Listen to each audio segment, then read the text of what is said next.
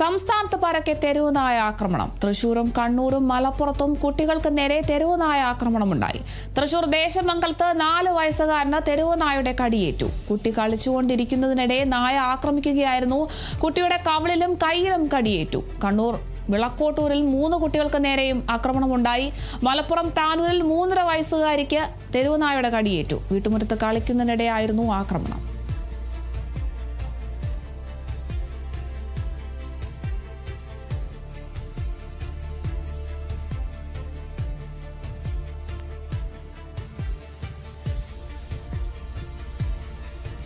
സംസ്ഥാനമൊട്ടാകെ ഇപ്പോൾ തെരുവുനായയുടെ ആക്രമണവും രൂക്ഷമാവുകയാണ്. തൃശ്ശൂരും മലപ്പുറത്തും കണ്ണൂരും ഒക്കെയാണ് ഇപ്പോൾ തെരുവുനായയുടെ ആക്രമണം രൂക്ഷമായിട്ടുണ്ട് എന്ന രീതിയിലുള്ള വാർത്തകൾ ലഭിക്കുന്നത്. കുട്ടികൾക്ക് നേരെയാണ് ഇപ്പോൾ തെരുവുനായയുടെ ആക്രമണം രൂക്ഷമായിട്ടുള്ളത്.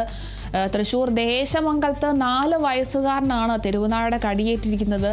കുട്ടി കളിച്ചുകൊണ്ടിരിക്കുകയായിരുന്നു. ഇതിനിടെ നായ ആക്രമിക്കുകയായിരുന്നു. കുട്ടിയുടെ കവിളിലും കൈക്കും ഒക്കെ കടിയേറ്റിട്ടുണ്ട്. അതുപോലെ തന്നെ കണ്ണൂർ വിളക്കോട്ടൂരിലും ഇത്തരത്തിൽ കുട്ടിക്ക് കടിയേറ്റിട്ടുണ്ട്. 3 കുട്ടികൾക്ക് നേരെയാണ് തെരുവുനായയുടെ ആക്രമണം ഉണ്ടായിട്ടുള്ളത്. മലപ്പുറം താനൂരിൽ 3.5 വയസ്സുകാരിക്കും തെരുവുനായയുടെ കടിയേറ്റിരിക്കുന്നു. വീട്ടുമുറ്റത്ത് കളിക്കുന്നതിനിടെയാണ് ഇത്തരത്തിൽ തെരുവുനായ ആക്രമിച്ചിട്ടുള്ളത്. എന്തായാലും കുട്ടികൾക്ക് നേരെയാണ് ഇപ്പോൾ തെരുവുനായയുടെ ആക്രമണം ഉണ്ടായിട്ടുള്ളത്.